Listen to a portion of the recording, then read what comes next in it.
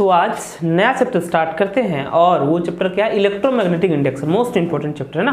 क्या है, electromagnetic induction. तो चलो यार स्टार्ट करते हैं आज इलेक्ट्रोमैग्नेटिक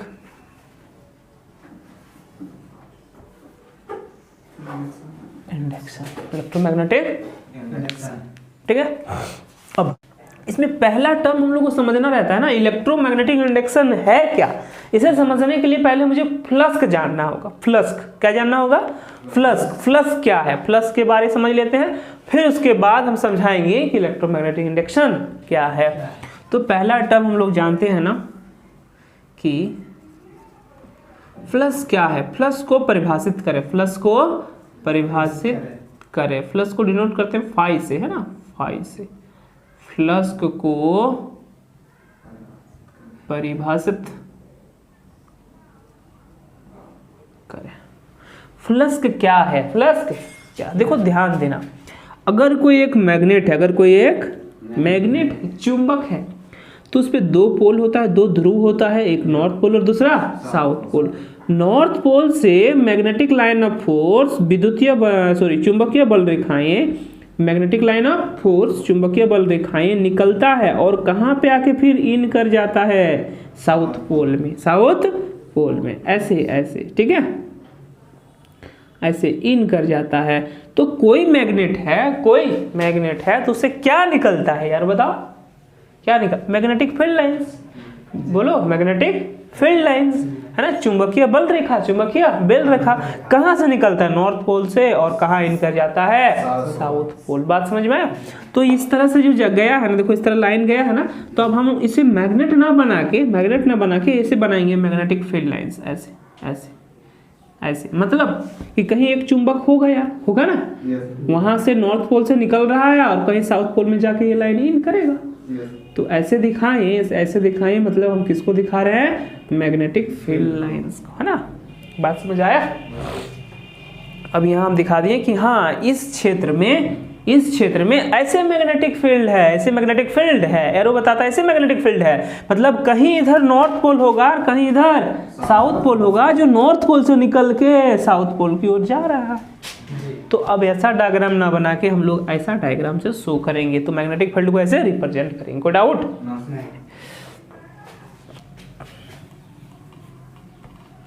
ठीक है, आप देखो इससे यहाँ ये क्या है, मैग्नेटिक फील्ड है ना। इस क्षेत्र में ऐसे मैग्नेटिक फील्ड लगाए, मतलब इधर कहीं नॉर्थ पोल, इधर कहीं साउथ पोल, नॉर्थ पोल से निकल के जा रहा है साउथ पोल की ओर जा रहा है ना। अब देखो क्या करेंगे, अब अगर यहाँ कोई एक सतह रख देंगे, अगर किसी सतह को मैग्नेटिक फील्ड में रखा जाए, उस सतह के लंबवत, उस सतह के गुजरने वाली चुंबकीय बल रेखाएं मैग्नेटिक फील्ड लाइंस की संख्या को क्या कहते हैं, फ्लक्स कहते हैं। क्या कहते हैं, नहीं समझ में आया, देखो हम समझाते हैं यार, देखो ध्यान से समझो। देखो मान लो इस दीवार से इस वॉल में क्या लगाएं, एक मैग्नेटिक फील्ड लाइंस का डायरेक्शन ऐसे, मतलब ऐसे जा रहा है, यहाँ ऐसे ये रीजन है ना यार, ये रीजन, तो इधर ऐसे मैग्नेटिक फील्ड लाइंस यहाँ से निकल रहा है और निकल के इधर जा रहा है, ऐसे जा रहा है, बताओ ऐसे जा रहा है। तो हमने क्या रखा है यहाँ, एक सतह, कहाँ रखें, मैग्नेटिक फील्ड लाइंस में, मतलब मैग्नेटिक फील्ड में, बोलो। तो अगर मैग्नेटिक फील्ड में किसी सतह को रख दिया जाए, तो इस सतह के लंबवत, इस सतह के जितने लाइंस क्रॉस करेगा, ठीक है, वो नंबर ऑफ लाइंस क्या कहलाता है, समझ आया बात। क्या लिखेंगे डेफिनेशन बता दो। किसी सतह को यदि कहाँ रखा जाए, मैग्नेटिक फील्ड में रखा जाए, किसी सतह को यदि मैग्नेटिक फील्ड में, तो उस सतह के लंबवत, उस सतह के गुजरने वाली चुंबकीय बल रेखा मैग्नेटिक फील्ड लाइंस की संख्या को क्या कहते हैं, समझ में आया, चुंबकीय फ्लक्स। कोई डाउट? तो अब जैसे मान लो कि यहाँ से जा रहा है 4 लाइन, क्रॉस कितना कर रहा है 4, सतह के लंबवत देखना है 4 क्रॉस कर रहा है, तो 1 2 3 4, 4 क्या हो जाएगा, इस सतह का प्लस हो जाएगा। आया बात समझ में? तो लिखें चुंबकीय फ्लक्स को परिभाषित करें, चुंबकीय फ्लक्स को परिभाषित करें,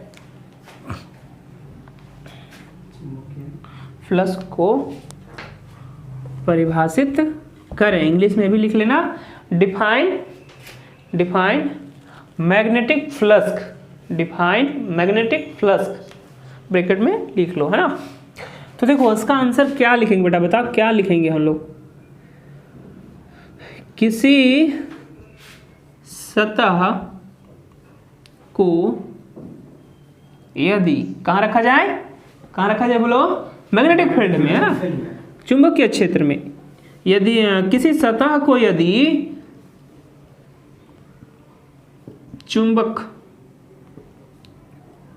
चुंबकीय क्षेत्र मैग्नेटिक फील्ड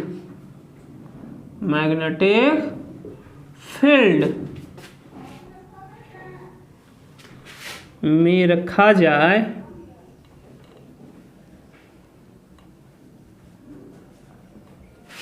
तो उस सतह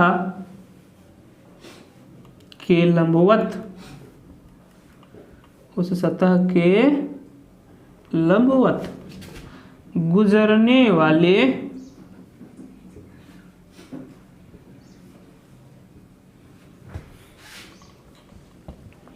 चुंबकीय बल रेखा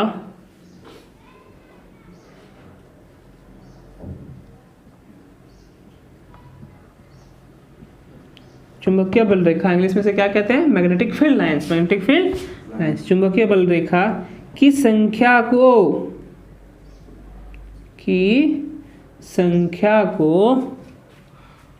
चुंबकीय फ्लक्स कहते हैं, चुंबकीय फ्लक्स कहते हैं। हुआ क्लियर कि किसी सतह को अगर चुंबकीय क्षेत्र में रख दो, मैग्नेटिक फील्ड में रख दो, तो जितनी मैग्नेटिक फील्ड लाइंस क्रॉस करेगा यार, गुजरेगा, उसी नंबर ऑफ फील्ड लाइंस की संख्या को क्या कहते हैं, चुंबकीय फ्लक्स कहते हैं। कोई डाउट? अच्छा, यानी उस सतह से कितने मैग्नेटिक फील्ड लाइंस एसोसिएट हो रहा है, कितने मैग्नेटिक फील्ड लाइंस एसोसिएट हो रहा है ना। तो जितने एसोसिएट होता है उसे हम लोग क्या कहते हैं, चुंबकीय फ्लक्स कहते हैं। ये बात समझ में आया। लेकिन देखो यहाँ एक प्रॉब्लम आया यार, एक प्रॉब्लम, क्या हम चुंबकीय फील्ड लाइंस को, मैग्नेटिक फील्ड लाइंस को देख सकते हैं? नहीं देख सकते हैं ना। अगर नहीं देख सकते हैं तो किसी सतह से कितने फील्ड लाइंस क्रॉस कर रहा है ये निकाल सकते हैं? नहीं निकाल सकते। कैसे गिनेंगे यार? अगर कोई सतह रखा, अगर देख लेते तो यार 4 क्रॉस कर रहा है, तो 4 आंसर हो जाता जी। बट देख ही नहीं पाएंगे ना। अगर नहीं देख पाएंगे तो इसको क्या काउंट कर पाएंगे? नहीं। तो हमको एक फार्मूला निकालना होगा जहां से मैग्नेटिक फ्लक्स कैलकुलेट कर पाएंगे। आया बात समझ में? बोलो। तो एक फार्मूला हम लोग देखते हैं जहां से क्या निकालेंगे, मैग्नेटिक फील्ड। कोई डाउट? इसको कॉपी किया?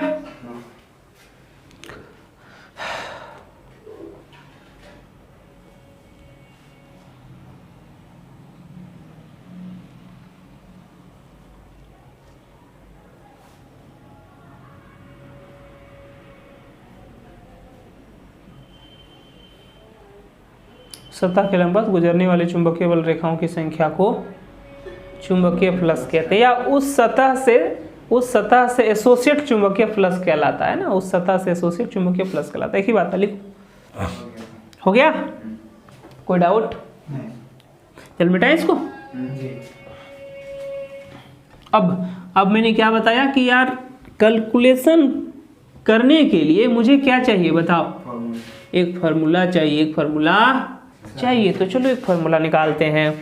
मान लो कि एक सतह है, ठीक है, एक सतह है। अब दूसरी बात, अगर कोई सतह है, कोई सरफेस है, तो उसका एरिया होगा या नहीं होगा? एरिया होगा यार। तो सबसे बड़ी बात देखो, एरिया वेक्टर इस बात को जानना बहुत जरूरी है फ्लस्क में। किसमें? फ्लस्क। तो फ्लस्क जो हम आगे अभी कैलकुलेट करने वाले हैं ना, तो वो आएगा फ्लस्क का B dot A is the area vector, B is magnetic field, B क्या है? चुंबकीय क्षेत्र, और ए क्या है? एरिया। क्या है? एरिया। तो अब एरिया वेक्टर की बात करें कि मान लो यार इसकी लंबाई 3 सेंटीमीटर है और इसकी चौड़ाई कितना है? 2 सेंटीमीटर है, तो इसका एरिया बता सकता है क्या? हाँ बता सकते हैं यार। 3 इंटू 2 L इंटू बी होता है ना, तो 3 इंटू 2 मतलब कितना है? 6 सेंटीमीटर स्क्वायर होगा आंसर। एरिया निकालना बहुत आसान, बचपन से पढ़ते आ रहे हैं, बट मुझे इसका डायरेक्शन किधर होगा? एरिया को वेक्टर की तरह मानना है। किस तरह मानना है? वेक्टर की तरह। तो एरिया का डायरेक्शन किधर होगा वो जानना है। एरिया का डायरेक्शन किधर होगा? तो हमेशा याद रखिएगा यार कि सरफेस के, सतह के कैसा होगा? लंबवत। कैसा होगा? लंबवत, परपेंडिकुलर, एंड आउटवर्ड, और बाहर की ओर। सतह के लंबवत और बाहर की ओर। समझ में आया? एरिया वेक्टर का डायरेक्शन हमेशा किधर होता है? सतह के लंबवत एंड आउटवर्ड, है ना? सतह के लंबवत और बाहर की ओर। बात समझ में आया? जैसे देखो एक कॉपी है यार, इसमें कितने सतह है मुझे पहले बता दो। एक, ऊपर में 1 2 3 4 5 6। आया बात समझ? इसे सामने वाला को ना, इसको कहते हैं फ्रंट फेस। क्या कहते हैं? Front face. पीछे वाला को बैक फेस, ऊपर वाला को टॉप फेस, नीचे वाला को बॉटम। इधर क्या है? राइट, और इधर क्या है? लेफ्ट। आया बात समझ में? अब मुझे सिर्फ तुम इतना बता दो ना यार कि सबका एरिया तो निकलेगा, क्योंकि कुछ ना कुछ लंबाई है, कुछ ना कुछ चौड़ाई है, लेंथ ब्रेथ है ना यार, तो एरिया तो निकलेगा। तो इसका एरिया कुछ निकल जाएगा, L इंटू बी करेंगे तो इसका डायरेक्शन किधर होगा? सरफेस के परपेंडिकुलर एंड आउटवर्ड, सतह के लंबवत और बाहर की ओर। अब बताओ इसका किधर होगा? इसका तो सरफेस के लंबवत और बाहर की ओर। इसका बताओ, इसका सरफेस के परपेंडिकुलर और बाहर की ओर। ये वाला साइड क्या बता? सरफेस के परपेंडिकुलर और बाहर की ओर। सर अब ये वाला बता सरफेस के परपेंडिकुलर और बाहर। इसका बता सरफेस के परपेंडिकुलर। आया समझ में? आया कि एरिया वेक्टर का इसका डायरेक्शन किधर होगा? हमेशा सरफेस के परपेंडिकुलर और बाहर की ओर। कोई डाउट? तो अब यहाँ देखना, ये एक सतह है यार, अब इसको हम रब करते हैं। हाँ, ये कोई एक सतह है या नहीं है? है। तो इसका मुझे एरिया वेक्टर का डायरेक्शन, एरिया तो निकाल लेगा एल बी यार, एरिया तो निकल जाएगा, ठीक है। तो डायरेक्शन किधर होगा? देखो ये वाला सरफेस है ना, तो सरफेस के परपेंडिकुलर एंड बाहर की ओर। समझ आया बात? परपेंडिकुलर सरफेस का होगा, लेकिन किधर होगा? बाहर की ओर। कोई डाउट? तो यहाँ पे इस बोर्ड में क्या ऐसे इसको दिखाया जा सकता है? ऐसे 2D प्लेन है ना यार, ऐसे तो लटका नहीं, हवा में नहीं बोल सकते हैं। तो इस बाहर की ओर वाला को ना, बाहर की ओर वाला को कैसे दिखाते हैं? ऊपर ऐसे बना देते हैं, ऐसे।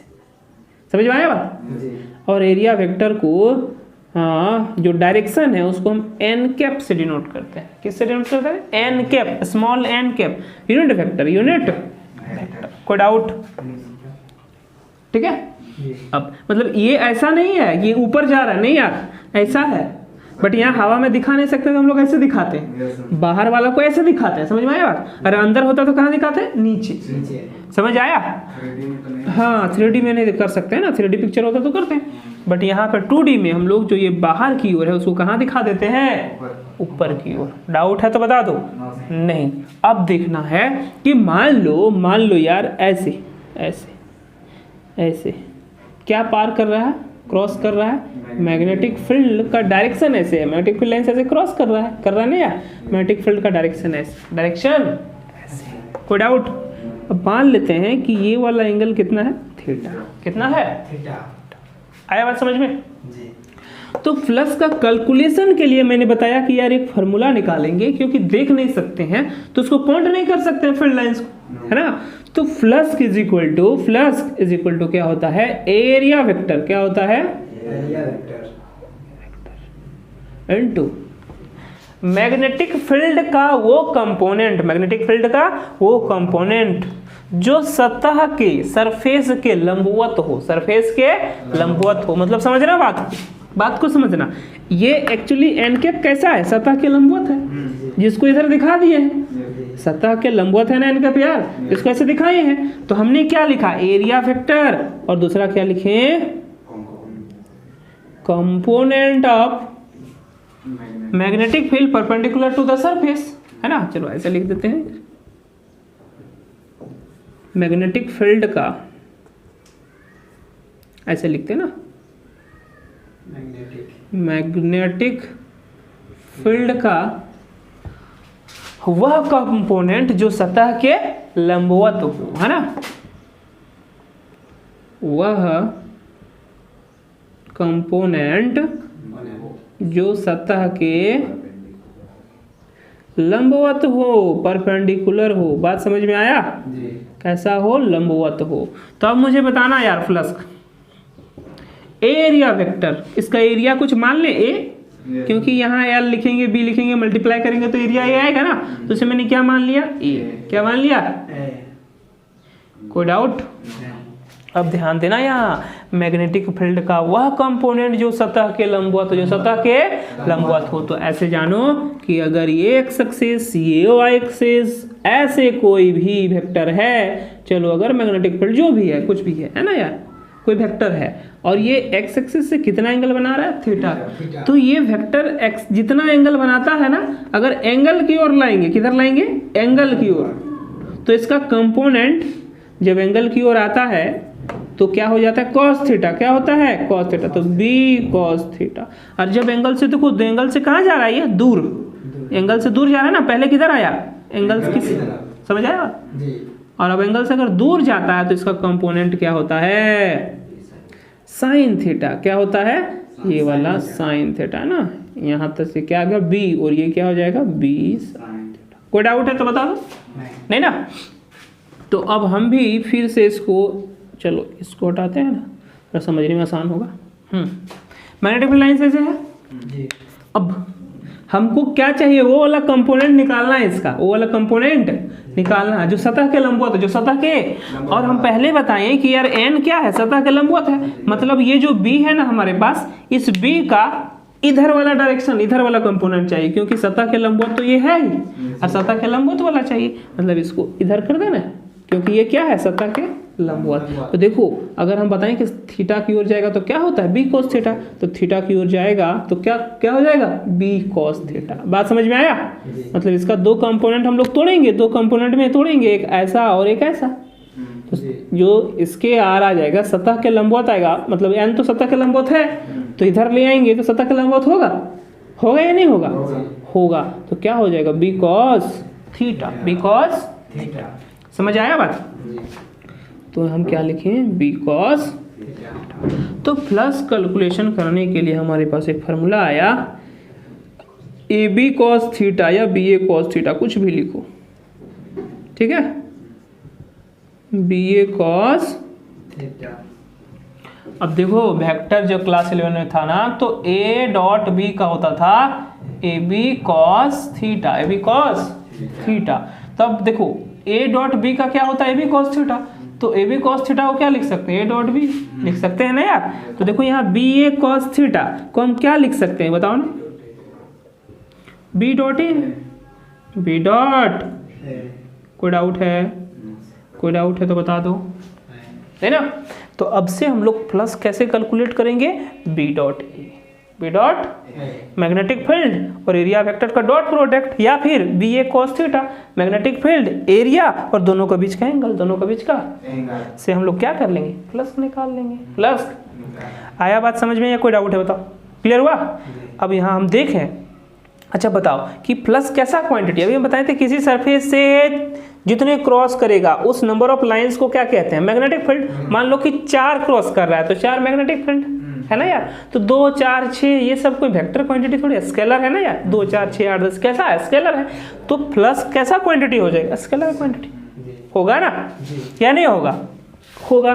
तो यहाँ हम लोग अब इसको लिखें कि it is a scalar quantity, यह एक क्या है, स्केलर क्वांटिटी है ना। ये कैसा क्वांटिटी है, स्केलर क्वांटिटी, अदिश राशि है। समझ में आया, कोई डाउट। अब इसका यूनिट बताना तो मुझे यार, बता यूनिट क्या होगा इसका, यूनिट मैग्नेटिक फील्ड का क्या होता है? टेस्ला। क्या होता है? टेस्ला। हाँ, बात समझ में? मैग्नेटिक फील्ड क्या लिखेंगे हम लोग? टेस्ला। ठीक है, तो मैग्नेटिक फील्ड का क्या होता है? टेस्ला। और एरिया का क्या होता है? Metre square. क्या होता है? Metre square. कोई डाउट नहीं। अब देखो tesla metre square, tesla metre, इसी को हम लोग नाम देते हैं ना वेबर। क्या नाम देते हैं? वेबर। समझ में आया? इसी को किससे डिनोट करते हैं? वेबर। मतलब टेस्ला मीटर स्क्वायर को हम क्या बोलते हैं? वेबर। तो फ्लक्स का यूनिट या तो टेस्ला मीटर स्क्वायर या फिर क्या हो जाएगा? वेबर। हुआ क्लियर? तो इतनी सारी बातें कॉपी करो जल्दी से। ठीक है, फ्लक्स का कैलकुलेशन कैसे करेंगे ये डायग्राम बना लेगा, है ना? और इसको मिटा देते हैं यार, यहाँ से यहाँ तक जल्दी। हाँ, तो यहाँ तक कर लिया ना कॉपी? चलो आगे बढ़ते हैं ना।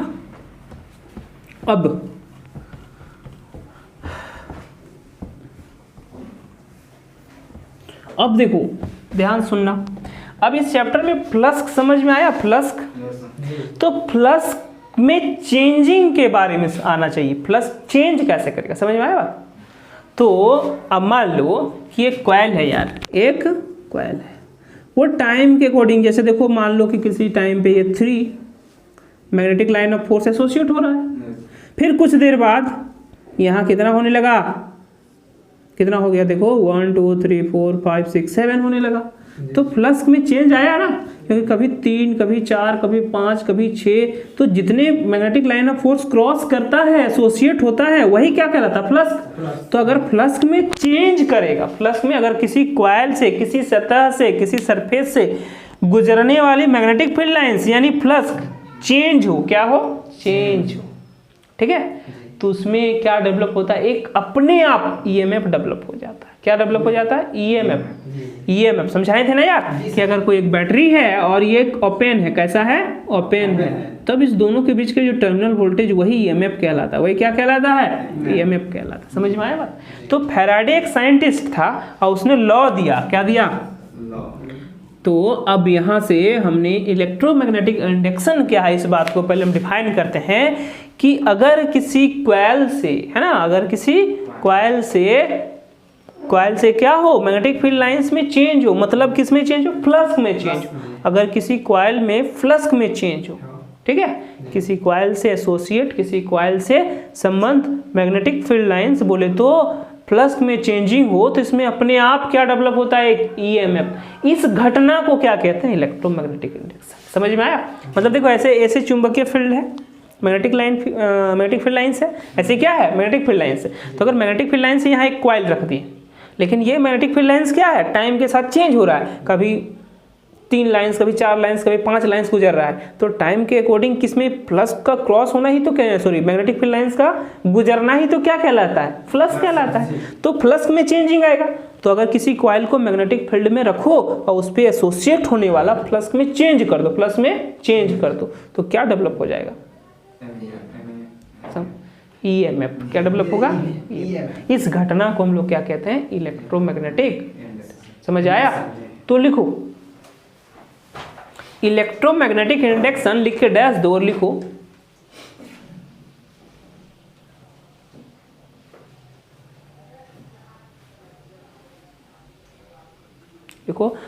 अगर किसी कॉइल से एसोसिएट, देखो बोर्ड पे लिख दिए, एसोसिएट हिंदी में बोलते हैं संबद्ध। हिंदी में क्या बोलते हैं? संबद्ध। अगर किसी कॉइल से एसोसिएट, संबद्ध लिखा? संबंध नहीं, संबद्ध। अगर किसी कॉइल से एसोसिएट, चुंबकीय फ्लक्स, चुंबकीय फ्लक्स, किसी कॉइल से एसोसिएट चुंबकीय फ्लक्स चेंज हो, किसी कॉइल से एसोसिएट चुंबकीय फ्लक्स चेंज हो, तो तो उस कॉइल में स्वतः मतलब क्या होता है? स्वतः मतलब अपने आप, स्वतः एक ईएमएफ डेवलप हो जाता है, स्वतः एक ईएमएफ डेवलप हो जाता है। इस घटना को इलेक्ट्रोमैग्नेटिक इंडक्शन कहते हैं। इस घटना को इलेक्ट्रोमैग्नेटिक इंडक्शन कहते हैं, इलेक्ट्रोमैग्नेटिक इंडक्शन कहते हैं। लिखा? ठीक है। तो अब देखो, ये जो इलेक्ट्रोमैग्नेटिक इंडक्शन के बारे में बताया, किसने बताया? दो साइंटिस्ट। हाँ, एक फैराडे और दूसरा लेंज। दूसरा कौन आएगा? लेंज। तो फैराडे ने यार बड़ा सिंपल एक्सपेरिमेंट किया, बड़ा आसान एक्सपेरिमेंट किया। क्या किया? एक कॉइल लिया और एक मैग्नेट ले लिया। क्या ले लिया? मैग्नेट। इस कॉइल को एक गैल्वेनोमीटर से जोड़ दिया। गैल्वेनोमीटर क्यों लगाया बोलो? क्योंकि गैल्वेनोमीटर एक ऐसा युक्ति, एक ऐसा डिवाइस जो क्या बताता है?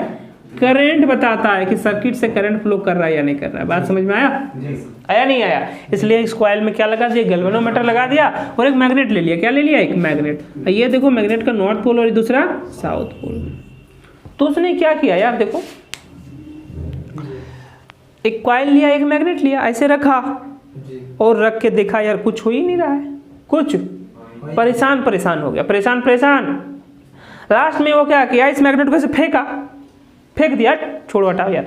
तो जब फेंका, जैसे ही इसको, इस मैग्नेट को ऐसे फेंका तो इधर गया ना यार, तो ऐसे ये गैल्वेनोमीटर का नीडल डिफ्लेक्ट हो गया। तो उसने तो कहा यार तब से हम परेशान थे, कुछ हुआ ही नहीं, अब फेंके तो क्या आया? गैल्वेनोमीटर नीडल डिफ्लेक्शन आया। और गैल्वेनोमीटर का नीडल में डिफ्लेक्शन कब आता है? जब सर्किट से करंट पास करे। समझ में आया बात? तो उसने सोचा कि यार एक बार और करके देखते हैं। फिर से ऐसे फेंका तो देखा फिर से डिफ्लेक्शन हुआ। बोला नहीं, कुछ तो बात है, कुछ तो बात है। अब इसने क्या किया? इस मैग्नेट को लिया और ऐसे चला के देखा, तब भी डिफ्लेक्शन आया, फिर दूर ले गया तब भी डिफ्लेक्शन आया, जब सामने ले गया तब भी डिफ्लेक्शन, दूर ले गया। समझ आया बात?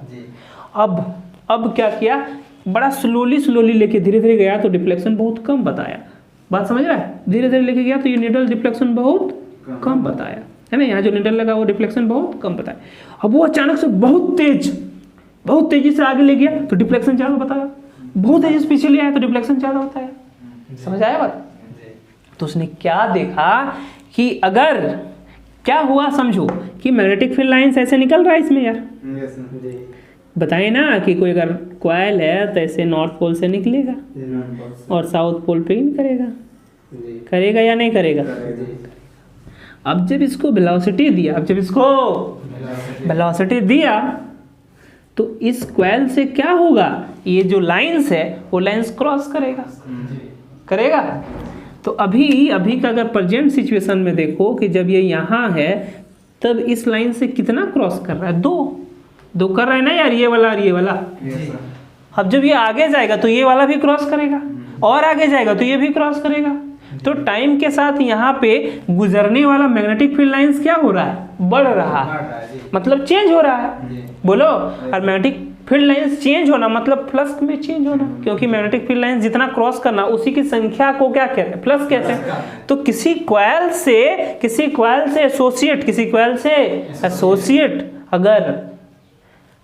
एसोसिएट फ्लक्स में चेंजिंग आए, तो देखा कि यार अपने आप एक ईएमएफ डेवलप हो गया। इसने किसने बताया था? फैराडे ने बताया था। आया बात समझ में? तो देखो, अपने आप ईएमएफ डेवलप मतलब ईएमएफ मतलब एक बैटरी बनना, ईएमएफ मतलब एक बैटरी बनना, मतलब ये कॉइल एक बैटरी बन जाता है। कॉइल क्या बन जाता है? बैटरी। और अगर ये बैटरी बन गया, इसको क्लोज कर दिए तो पॉजिटिव टर्मिनल से करंट फ्लो करेगा ना यार। आया बात समझ में? तो अभी हम लोग देखेंगे कि बैटरी का पॉजिटिव टर्मिनल किधर बनेगा, नेगेटिव टर्मिनल किधर बनेगा। समझ में आया? कि पॉजिटिव टर्मिनल किधर होगा और नेगेटिव टर्मिनल किधर होगा। अभी डायरेक्शन की बात करेंगे सारा लॉ पढ़ने के बाद, ठीक है। तो ये बात फैराडे का, आप देखो 2 लॉ दिया फैराडे ने कितने लॉ दिया? 2। तो फर्स्ट फैराडे का नियम अगर हम लिखेंगे, फैराडे का पहला नियम है ना, फर्स्ट लॉ। और फर्स्ट लॉ क्या बताया कि अगर किसी कॉइल से, अगर किसी कॉइल से संबद्ध या एसोसिएट मैग्नेटिक फ्लक्स में क्या हो, चेंज हो, परिवर्तन हो, तो इस कॉइल में अपने आप एक ईएमएफ डेवलप हो जाता है। ये पहला लॉ बना दिया इसने, क्या बना दिया? पहला लॉ। तो हम लोग लिखेंगे कि यहाँ लिख लेंगे फैराडे के पहले नियम को लिखें। क्वेश्चन लिखें फैराडे का लॉ, फैराडे के प्रथम नियम को लिखें। ऐसे लिखो, फैराडे के प्रथम नियम को लिखें, फैराडे के प्रथम नियम को लिखें।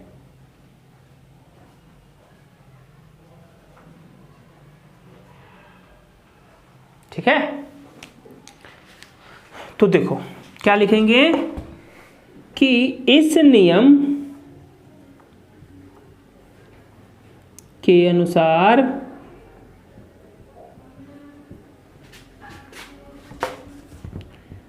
यदि किसी, देखो कॉइल, इसको हिंदी में कुंडली कहते हैं। क्या कहते हैं? कुंडली। कुंडली समझता है यार? सांप देखा, सांप बोलता है कि वो कुंडली मार के बैठा है, गोल गोल, तो उस गोल होता है ना, कॉइल कैसा होता है? गोल होता है ना, इसलिए वहां से आया ना वर्ड कुंडली। आया समझ? तो इसने देखो क्या है कि इस नियम के अनुसार यदि किसी कॉइल में एसोसिएट, क्या बोले, संबद्ध चुंबकीय फ्लक्स, मैग्नेटिक फ्लक्स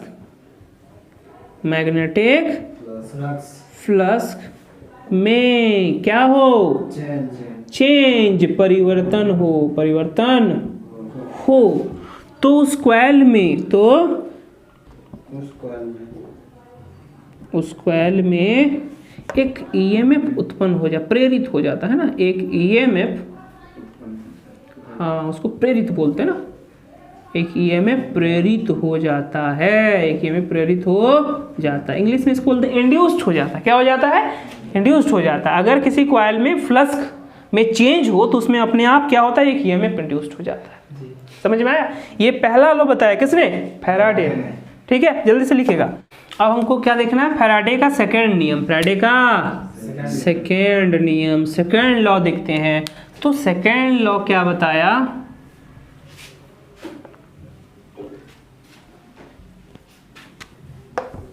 देखो सेकंड लॉ क्या होता है, अभी हम बताएं कि यार देखो वो मैग्नेट को धीरे धीरे जब लेके गया था तो डिफ्लेक्शन धीरे हो रहा था, और अगर फास्ट लेके गया, अगर मैग्नेट है, ऐसे मैग्नेट है और ये ज्यादा स्पीड से लेके गया, मैग्नेट कॉइल है ना यार, ज्यादा लेके गया तो डिफ्लेक्शन क्या होगा? ज्यादा होगा। मतलब क्या बोला कि इसमें जो ईएमएफ इंड्यूस्ड होगा वो किस पे डिपेंड कर रहा है? ये कितना फास्ट ला रहा है, बताओ कितना फास्ट ला रहा है। समझ में आया? तो इस नियम के अनुसार कॉइल में इंड्यूस्ड ईएमएफ, कॉइल में इंड्यूस्ड मतलब प्रेरित ईएमएफ, इसको हिंदी में कहते हैं विद्युत वाहक बल। समझाए थे ना? विद्युत वाहक बल। तो किसी कॉइल में प्रेरित विद्युत वाहक बल या ईएमएफ किस पे डिपेंड करता है? फ्लक्स में परिवर्तन की दर पर, फ्लक्स में परिवर्तन की। तो इस नियम के अनुसार कॉइल में प्रेरित, किसी कॉइल में या कॉइल में प्रेरित ईएमएफ क्या होगा बताओ? चुंबकीय फ्लक्स, लिखते चलो, चुंबकीय फ्लक्स में परिवर्तन, चुंबकीय फ्लक्स में परिवर्तन की दर के समानुपाती होता है, समानुपाती होता है। मतलब क्या बोला कि जो ईएमएफ होगा है ना, वो किसका प्रोपोर्शनल, किसका समानुपाती होगा? D phi by d t, d phi by d t, d phi by d t. देखो समझ लो बात को, देखो माना कि dt टाइम पर dt समय में फ्लक्स कितना है, फ्लक्स कितना सा चेंज हो रहा है, d फाई से। माना dt टाइम में फ्लक्स चेंज कितना से हुआ, d फाई, ठीक है। तो एक सेकंड में कितना होगा यार, देखो dt टाइम में कितना फ्लक्स है, d फाई, तो एक सेकंड में कितना होगा, d फाई बाई dt, है ना। और एक सेकंड में फ्लक्स जितना चेंज करता है उसी को कहते हैं rate of change of flux. समझ में आया, परिवर्तन की दर, परिवर्तन की दर मतलब एक सेकंड में फ्लक्स कितना चेंज कर रहा है, एक सेकंड में फ्लक्स कितना चेंज, इसे ही हम लोग कहते हैं rate of change of flux. समझ में आया। तो एक सेकंड में कितना करेगा यार, d phi by d t, इसे ही तो बोलते हैं परिवर्तन की दर। तो इंड्यूस्ड ईएमएफ किसके बराबर होगा, किसके बराबर, जो फ्लक्स है उसका परिवर्तन की दर मतलब d phi by d t. तो इंड्यूस्ड ईएमएफ किसके समानुपाती होगा, d phi by d t. आया बात समझ में या नहीं आया। तो अगर इसको हम लोग हटाते हैं तो एक कांस्टेंट आता है के d phi by d t, और इस एसआई मात्रक में के का वैल्यू 1 होता है। तो इंड्यूस्ड ईएमएफ किसके बराबर आया, d phi by d t. ठीक है, हुआ क्लियर। तो इसको लिख लो जल्दी से।